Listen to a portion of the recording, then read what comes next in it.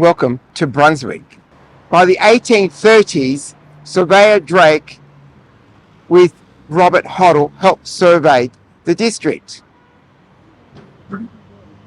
Brunswick was named after Duchess Caroline in 1846, and she was of Brunswick in England and married to Henry IV. In 1851, Sydney Road became the thoroughfare towards the goldfields. Gold diggers would make their way up Sydney Road, stop along here at some of the merchant stores, collect their goods so that they could take them up with them to the goldfields. Brunswick is a very multicultural area, traditionally known for its huge Greek and Italian communities. Come along with us as we explore Sydney Road, Brunswick. And our first port of call is the Sands Hotel, which is directly behind us. So come along with us and see what else we can find along the way. There will be some interesting architecture, that's for sure.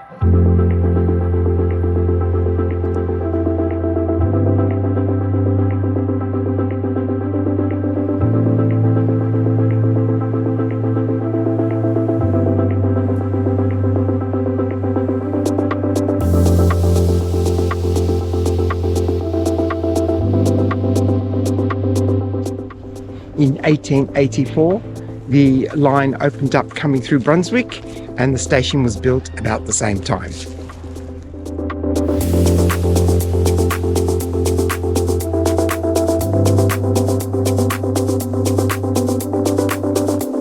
Behind me is the Brunswick Hotel. It was built in 1852 and went through refurbishment in 1907.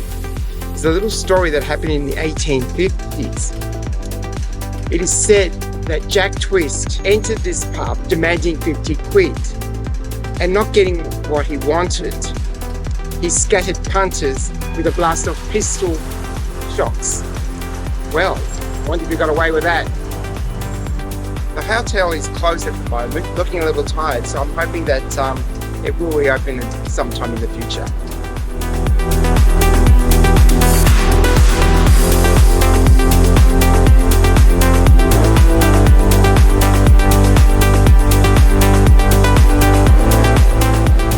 Hello, Peter here. I'm on Sydney Road in Brunswick. It's just not any location, it's actually at number 149 and 151 Sydney Road in Brunswick. Now, as my heritage has it, my great uncle Tom was a tailor at 151 and then they also moved to 149. Now we have an earlier picture, that would be Ruby, enough. We would have a picture of that earlier shop, but it doesn't typically resemble what's behind us at the moment, so we can only guess what may have happened over the years. Have a look.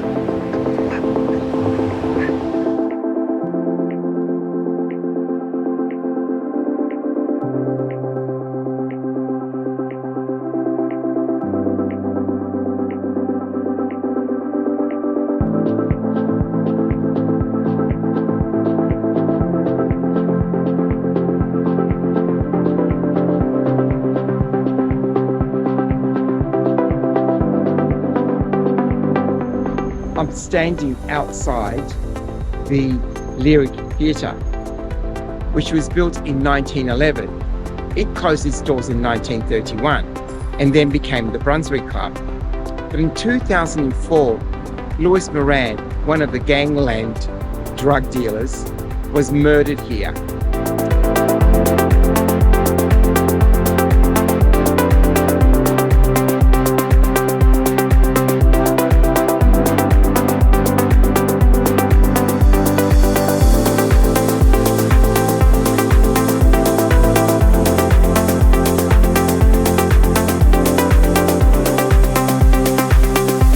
The Free Speech Memorial was erected in 1994 to commemorate the free speech protests which occurred during the Depression of the 1930s.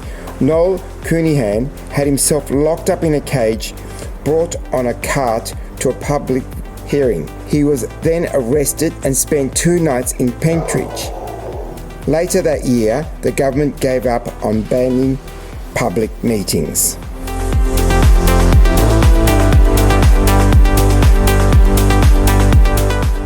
I'm standing in front of the old Brunswick market. Now this interesting building was built in 1930 and the market closed in 1935, so only had 5 years. So I wonder where it went to from here. Interesting.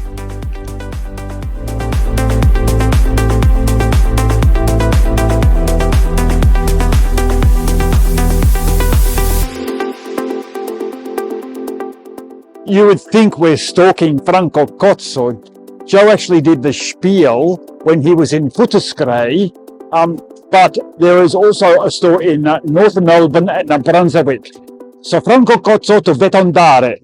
Now, when I look in the window and I have my recollections of what it looked like in the 70s, the window has not changed. Ugly is still ugly. But beauty is in the eyes of the beholder. Giuseppe and Camilla Madafari commenced in 1961 with a small deli, and then by the 1970s expanded and opened up this store, the Mediterraneo Wholesalers, which has Italian produce, a patisserie and kitchenware.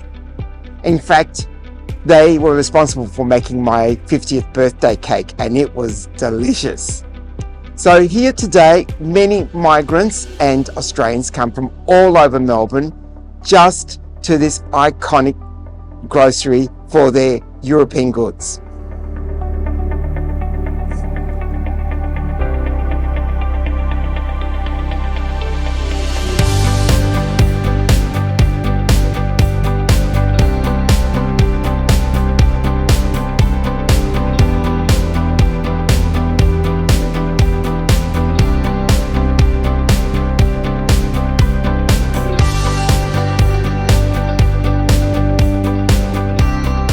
To you, I know you don't like us leaving you in the car, but Jojo and Peter have to go and have a coffee. You understand? And we'll see you shortly. Bye. Well, Jojo knows how to get me out and about in Melbourne. All you have to do is promise me a coffee and, more to the point, the cake. We are on Sydney Road in Brunswick and we're in front of Pantheon Cakes. Now, I believe they've been here for many, many decades. We've just enjoyed a Galaka Borico and a baklava together with a latte. Pretty enjoyable. I'd recommend it, and not bad value either, but don't tell them that. Okay, see ya.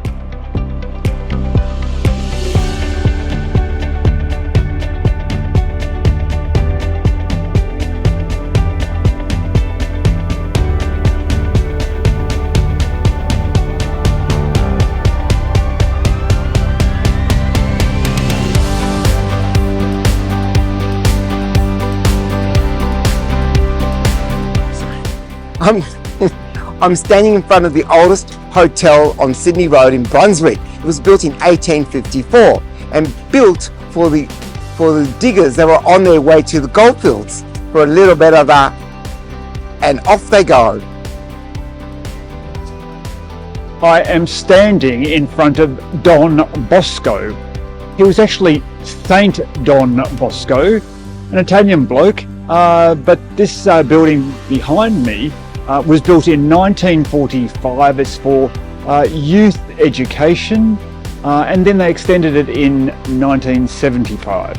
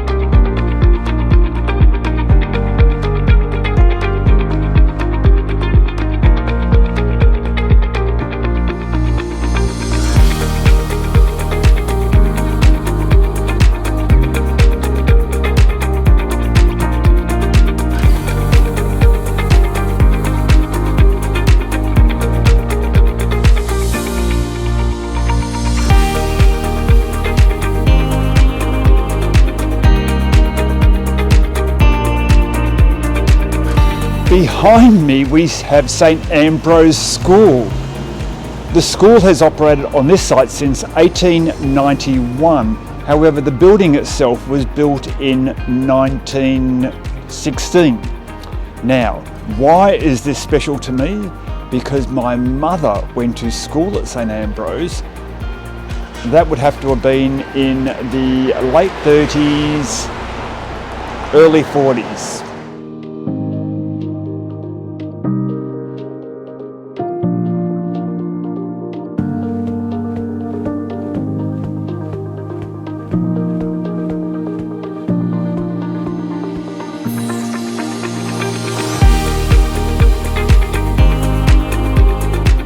I am standing within the complex of the Hoffman Brickworks. The Brickworks were commissioned in 1870. They produced, I think, a lot of bricks because you can still find Hoffman bricks today. This area has now become a housing estate, so it's fascinating as to what you can do with an old brickworks. Now, when you look at my family background, this would be my great-grandfather. He was actually a brickmaker in Brunswick, so I reckon his brickworks were pretty close. If not, he may have fired his bricks at this very factory complex. Interesting. Okay, we've come to the end of our heritage walk today. I hope you've enjoyed all the buildings and the places we've shown you along Sydney Road, Brunswick and off Brunswick. An amazing place to come and explore and see a little bit of the mixture of migrants that have developed the area. But grab the information on a website, look for Brunswick Heritage Walk and come and walk around and explore it for yourself. That's all from us today, and we shall see you on our future adventures. Bye for now.